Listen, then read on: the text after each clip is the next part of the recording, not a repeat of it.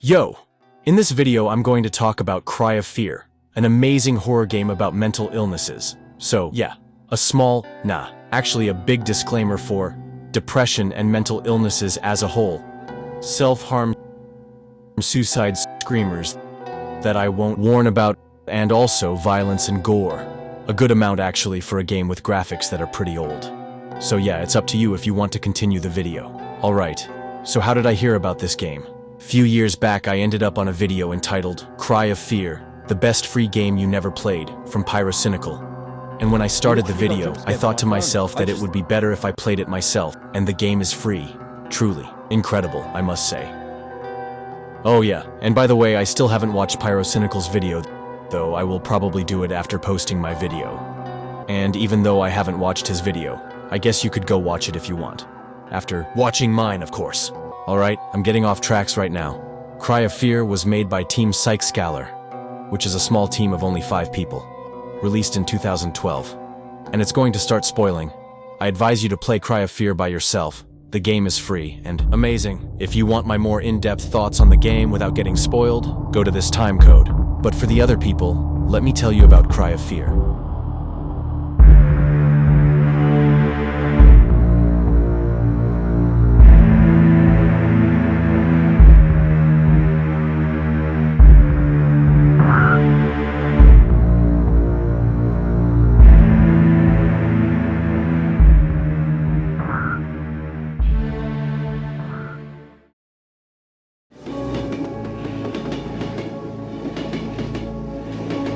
We start with a small cutscene of our protagonist, Simon. Oh yeah, and the game is set in Stockholm, Sweden. Simon during his train ride speaks a bit about his loneliness, and while he was getting back home,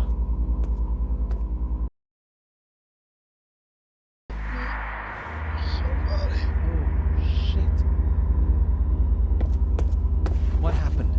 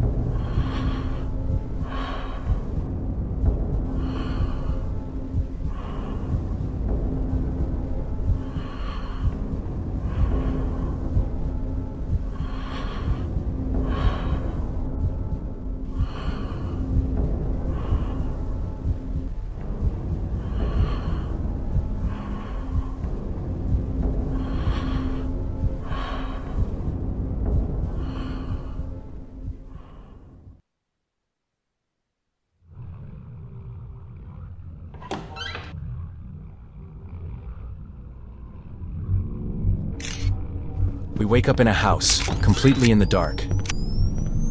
We have to take photos of crosses. Some of them reveal details like this message, "I hate you." This body, ways to continue progressing in the house.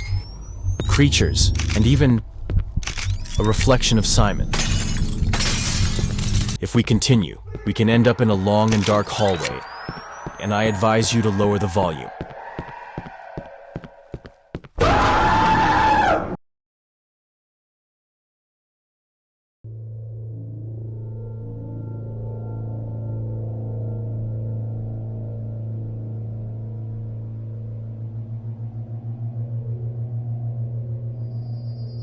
We actually wake up in a completely different place from where the accident happened. How did I get here?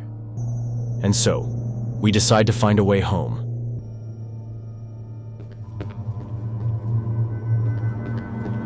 We explore a bit. We are in a sort of dark alleyway, and we have a knife. Well, that means that we are going to have to use it at one point. That's not a good thing. There is this door, locked by a code padlock. We can use our phone to light up dark places, and Simon's mom sent him a message. "Where are you? Come home as soon as possible, it's getting dark." If we continue a bit, we end up on a town square. We can find a computer and notes on the ground with written on them the user and the password of the computer, which are confused user and Apple 45. Oh, and also be careful. The game being a bit buggy, it's easy to soft lock with notes, or the menu which forces you to restart the game. By entering them, we get the code for the padlock. Hey. When opening the door, we can arrive in a sort of maintenance hall that brings up to another alleyway with a closed door, and another half-open one that closes right when we get close to it. We then get a message from an unknown caller. Look to the right. The door that was closed is now open and goes to another maintenance hall with a tape recorder that allows us to save and blackout. Blood on the ground and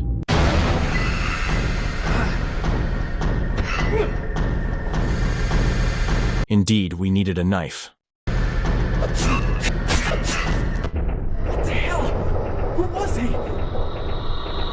I gotta call the police.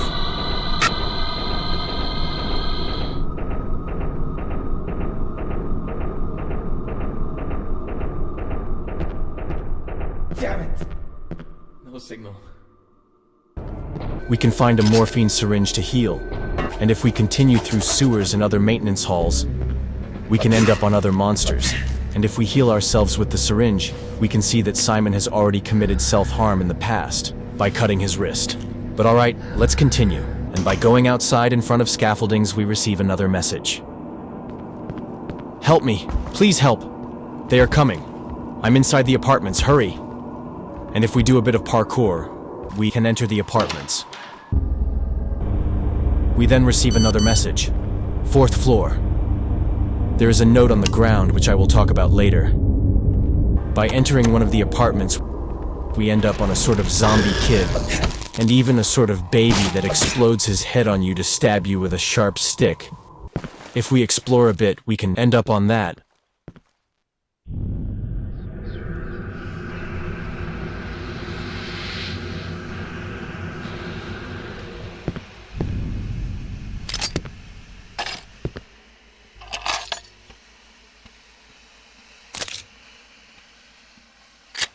We now have an actual weapon and not a small knife anymore.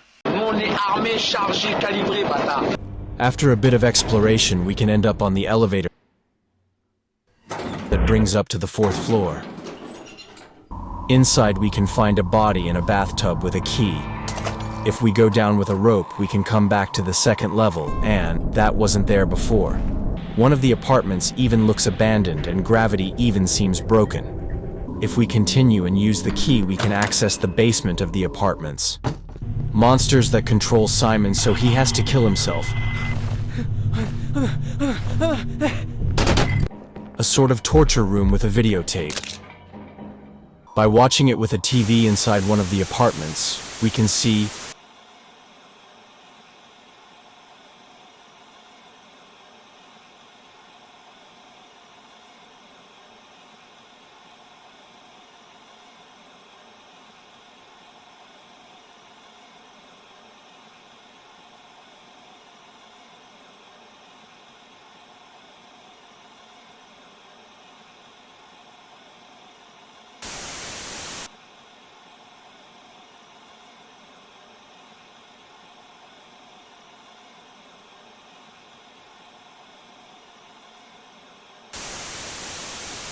okay, alright. At least we got a code now. And if we use it on the elevator to go down, we can end up in a sort of alternative apartment which looks way more gruesome. It's like if the world is shifting around Simon. If we continue, we can end up in this room with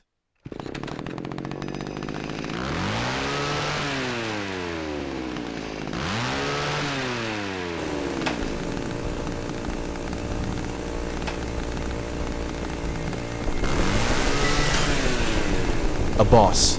That's really annoying. Yeah, in Cry of Fear, bosses are not that good. Apart from a few towards the end that I won't spoil, which are a bit better.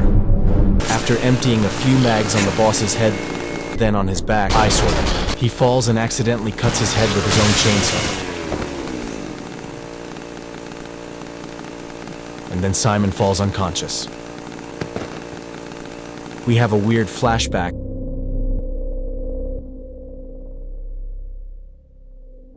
And then Simon wakes up. There is a sort of doctor with a gas mask. Simon asks him a few questions like, why does he wear a gas mask? Why are you wearing a gas mask? He answers.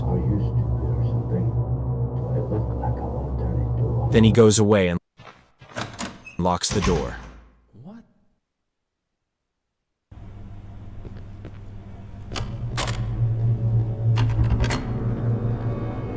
Alright, so we find ourselves in other maintenance halls, yes, again, and we have to find another path to exit.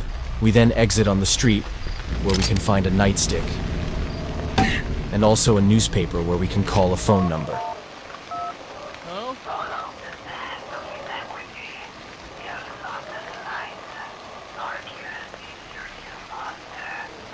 We then get another code, and we can continue on to a basement.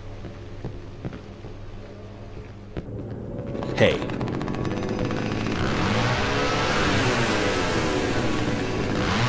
We then continue on to sewers and other creatures. We then continue on a construction site where we can end up in a sort of interior complex. If we continue, we can end up on a person with a shotgun, which is also the loading screen image. If we continue a bit more, we can open this door and... What is Doctor doing? That's not how you heal someone. Hey! What the fuck are you doing? Wait!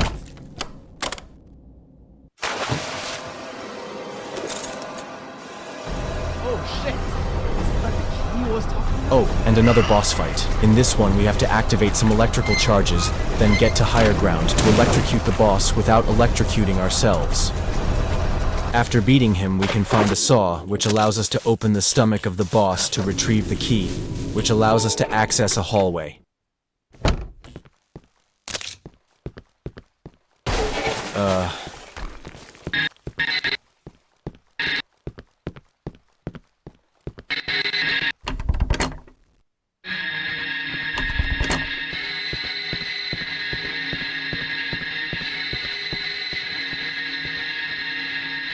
There are messages like, what do you think? Do you like this? You don't know anything. I never wanted this. And I just want you to die. Just die. And if we continue...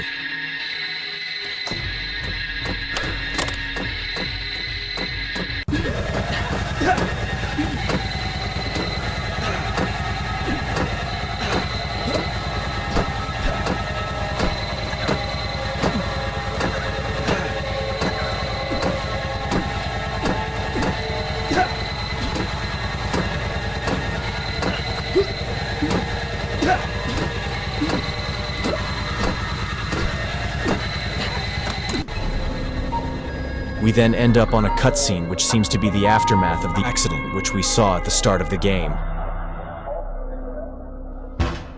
Damn it! Simon thinks he is hallucinating and puts the fault on the doctor, which is not gonna lie understandable. We'll also call all these little sequences where Simon seems to hallucinate, like in the apartments or right now, nightmare sequences. After that, we can exit to the city, and we get another message from Simon's mom. Are you okay? You better come home now. I'm getting worried. Don't worry, ma'am, we'll bring your son back home. We then end up on a map, and with its help, Simon sets the goal to join Hanson Square subway from Saxon Avenue, to finally get back home. We can then end up on this creature, and let's not go near it. Bad idea to approach it.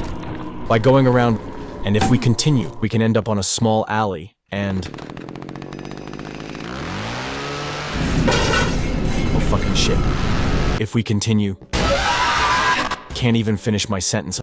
I was saying, if we continue a bit, we can end up on a puzzle where we have to move animal statues by following these indications. And once completed, we have access to a key and a hunting rifle. By opening the door with the key, we can end up on... A sort of zombie in a hospital bed flying and spitting pieces of flesh. I don't think that physic is going good. Well, we kill him with a powerful shot of our brand new hunting rifle. If we continue, we can arrive at another piece of the city where Simon receives a phone call. Hello? Hello? I can't hear you. Who is this?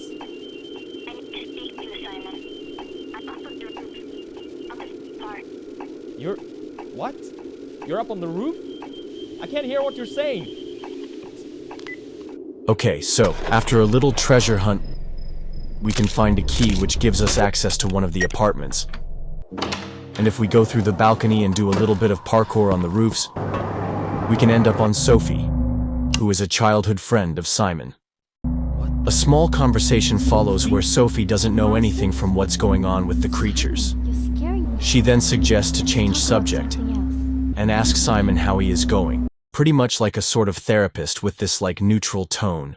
It's really the feeling I get. The two of them sit and continue their conversation. Yeah. Sophie thanks Simon for having made her life slightly better. Wait, what? Oh.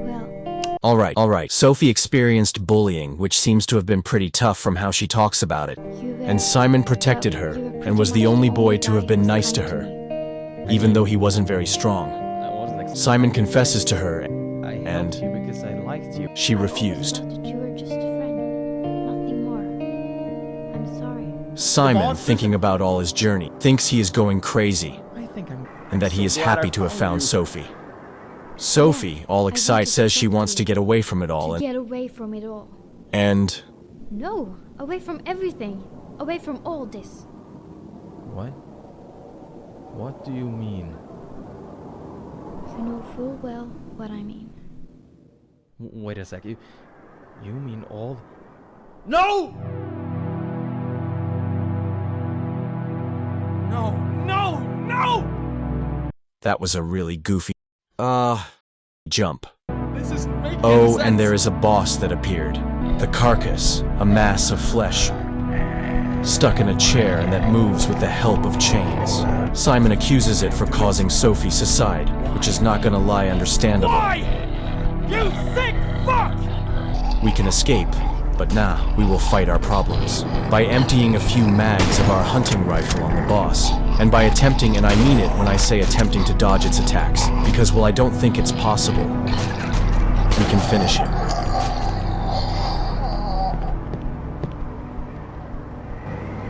By going down and interacting with the body of Sophie. Sophie, Simon, let me go. I love you, Sophie. I have to leave. Please, I fucking love just you. let me go, Simon. Wait, what? The other cutscene was really like, oh dang, I'ma kill myself. Oh dang, shucks guacamole. And now it was just really realistical. There is really a huge contrast with this world which is all rough, and Simon's flashbacks. It's as if everything that happened in this game was a crazy person trying to recall his life. I mean, that's the impression it gives me. All the journey through the city with the creatures would be his perception of everyday life. And Sophie, who dies, would be a representation of the moment where Sophie rejected Simon. At this moment, to him, Sophie was dead. She wasn't part of his world anymore. I mean, it's really the impression it gave me. We recover a key card on Sophie's body, which we can use on one of the doors in the street we were before.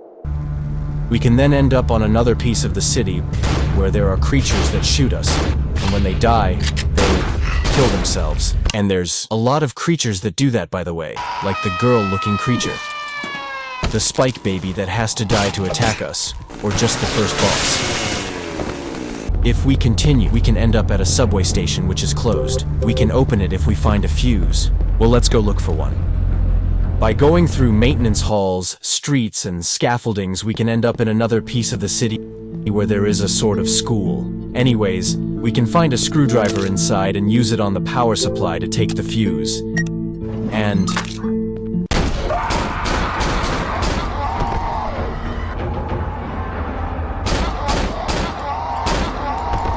yeah, well, during this sequence, I was super low on health. I don't know if it's intentional, but the syringes are not very well scattered around the map. But let's come back to our situation. If we exit the school and go back to the subway station with the fuse, we can open the door. By going to different control rooms, we can activate this train to open that path. and our phone, which we also use as a light source, has no more battery. Alright. By going through the path we opened previously, and by going through this door, we can arrive in some maintenance halls, fully in the dark, with a few flares to light up the path, and by getting jumped by some monsters with the same name as an antidepressant, and by doing parkour to dodge the trains that are trying to crush us, we can end up at the Hanson Square station where we can find the doctor which seems to have killed someone. We take for goal to follow him, and he once again closed the door. We have to recover 2 fuses to open it, and there's also a phone battery on the ground. By going through a street, we can find this M16, which is useful to shoot the big boys. Let's retrieve the fuse from Saxon Avenue and... Hell nah, I don't have enough health left for this. Let's go for the other fuse. By going through the window of the bus where we found the M16, by going through an apartment complex and sewers, we can come back to the apartments of Chapter 1, and this door that was roped out in Chapter 1 is now open. Oh hell nah! And by going through this hole, we end up in a hallway.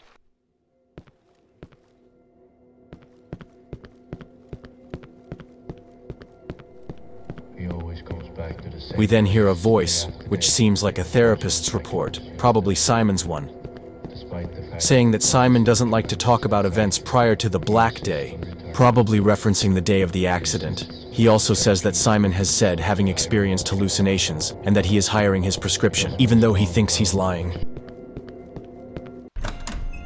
We then end up in a room with this head, which is the same as the Screamer one at the start of the game. We then end up in pitch black hallways where we have to run, and... we are back to the roped-off apartment. It was just another nightmare. There is now a fuse on the ground. We go look for the other fuse, and when we open the door, we end up in a subway track which leads to another. In this one, a train with inside a suitcase with written in blood, "I want my feet back inside it." We can also find a sledgehammer which allows us to break this wall to access these doors.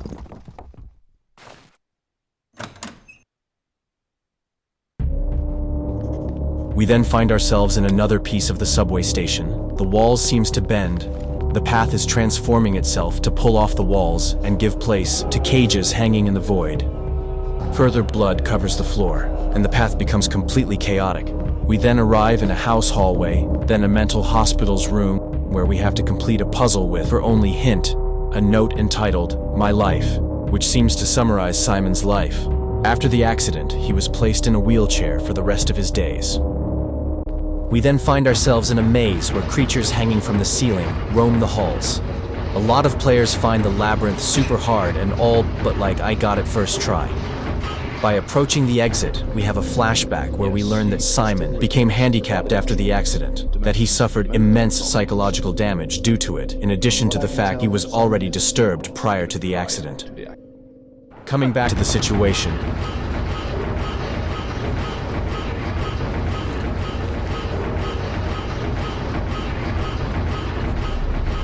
Simon narrowly exits. He reopens the door and confirms that it was a hallucination. Wasn't this where I... Once again, another nightmare. No, something is obviously not right.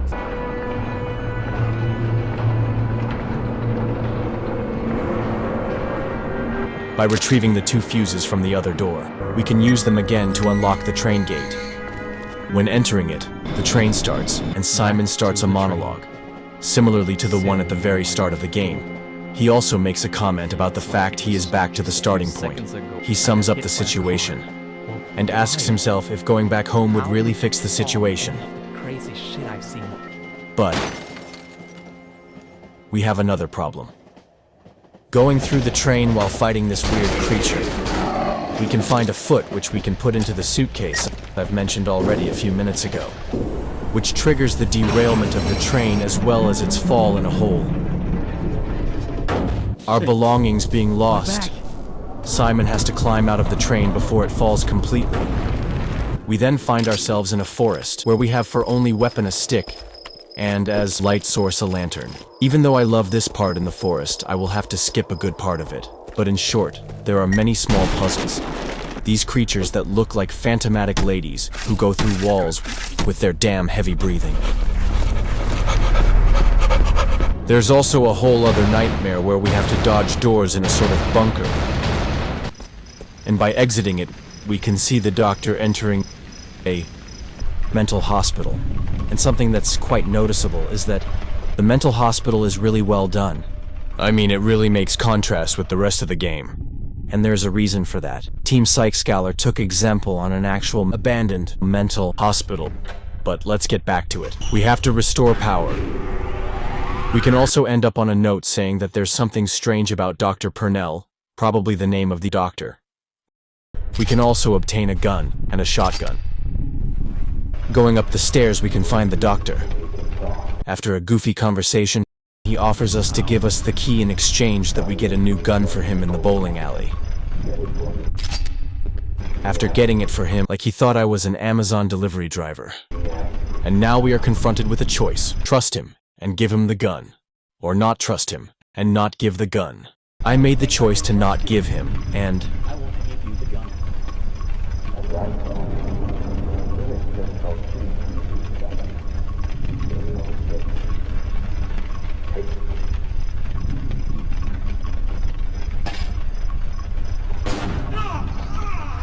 You crazy bastard! I'll kill you! he shot me and gave me the key. Okay, well, we now have to find a phone number by getting 2 pieces of a clay tablet together while dodging them.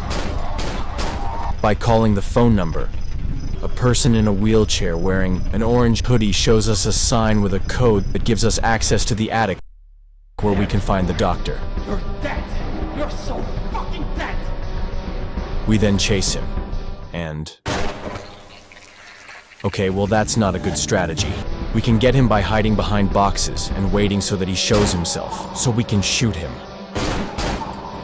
By giving him the last blow, we have a flashback, where a doctor, probably Dr. Purnell, says to Simon that the antidepressant by themselves won't do anything. He proposes to him to write a book where he will express his thoughts and feelings. Simon accepts, and back to the situation. Simon finishes the doctor.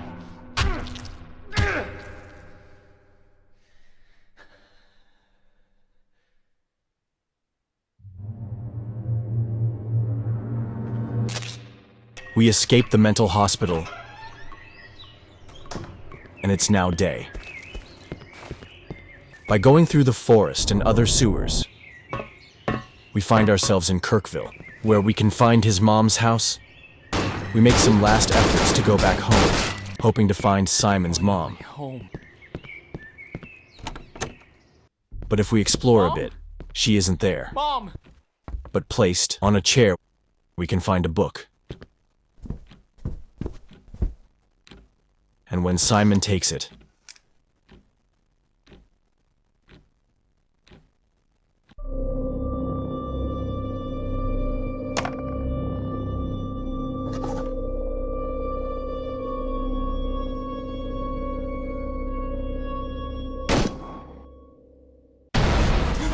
Chapter 8.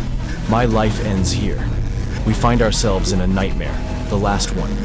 Simon's completely destroyed spirit and his final thoughts, which materialize under a maze where hallways twist and tear. We have to climb many copies of Simon's book, opened at its last page where one word is repeated again and again: suicide. We can then find an elevator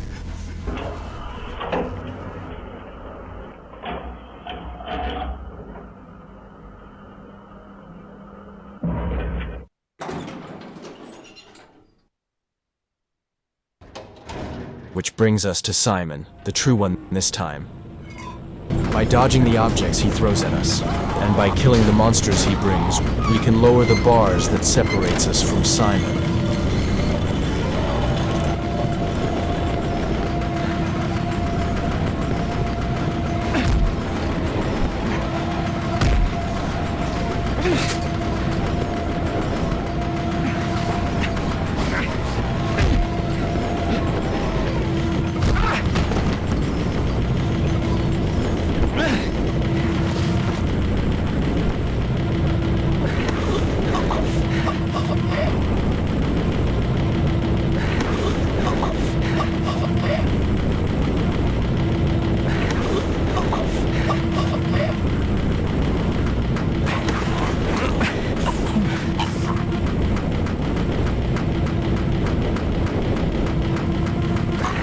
By doing this, Book Simon also dies. We then have the bad ending of the game. At least one of them. We'll come back to that right after Don't Worry. We learn in this one that, well, Simon is dead, but that he also killed his therapist, Dr. Purnell. In the last page of the book, which is told at the end, he accuses Purnell of having worsened his case. He thanks Sophie for having been her only friend, and concludes his book. This is my conclusion. This is my end. Farewell, everyone.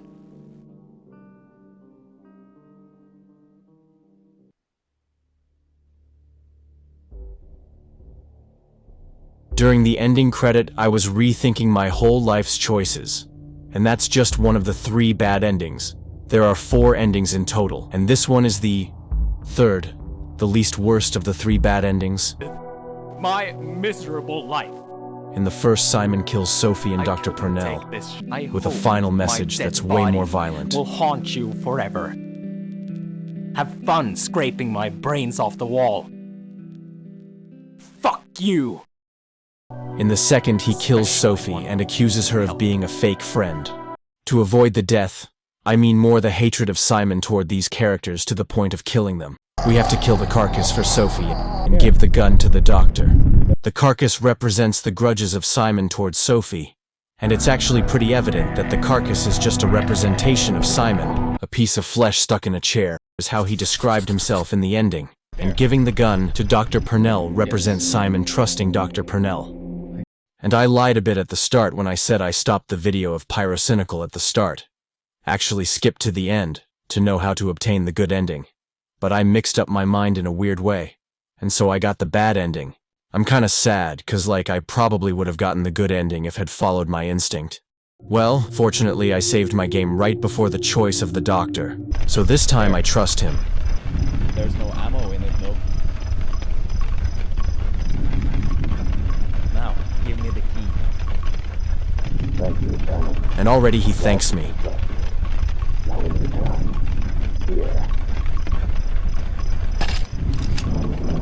But still shoots me. You crazy bastard! I'll kill you! Something I didn't mention is that when we get shot by the doctor, a quarter of our health is blocked. But this time it's not a quarter, but a third of the health. To signify the short-term pain it will give to Simon of trusting the doctor, but which has a long-term positive impact. We redo the whole path up to the book.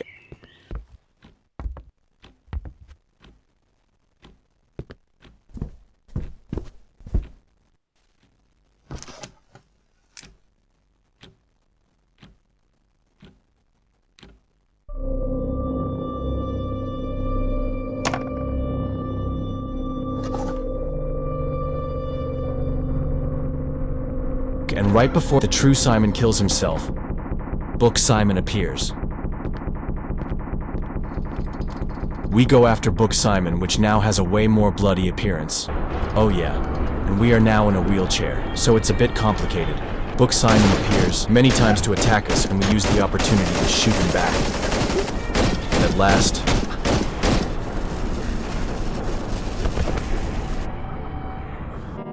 Simon comes back to reality.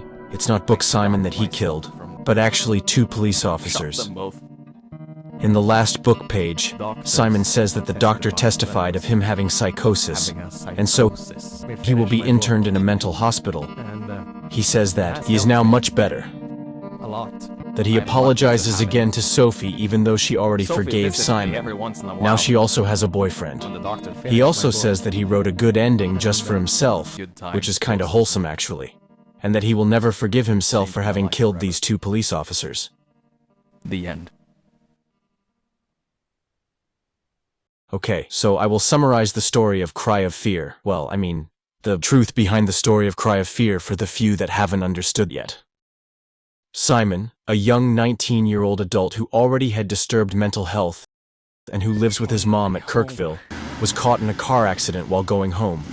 The infamous Black Day. Following the accident, the lower body was completely paralyzed. He had to spend the rest of his days in a wheelchair, which sent his mental health even deeper.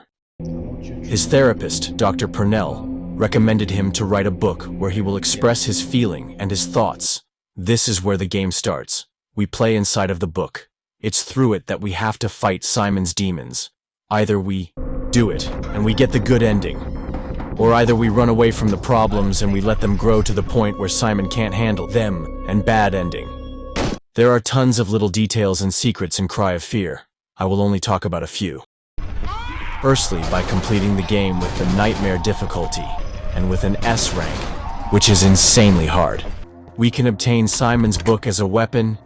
In short, we face it towards enemies, and it spits fire. All the little details which foreshadow the ending, like the handicapped man in the mental hospital, which is actually true Simon, or the train suitcase, which is an obvious reference to Simon's condition, and also this police car in Chapter 2 whose radio talks about a car accident. Also the notes in the apartment at the very start in Chapter 1, you remember? Well, actually, they are the notes of the apartment's killer, and who is also the dead guy in the bathtub. And he's also a pedophile. Does it have to do with Simon's past, or is it just a way to introduce the child creatures? That's more likely, actually. But we don't know. By speaking of potential reasons why Simon's mind is so disturbed, there's also the fact that his father was never mentioned at all. Does it mean that Simon has not known his father? Like the other, we don't know. There's also bonus content to Cry of Fear, like the Doctor mode which we obtain after completing the main game. It's kinda like the 4th Survivor mode of Resident Evil 2, where in short we have to complete a small course where we go through many small pieces of the game with higher difficulty.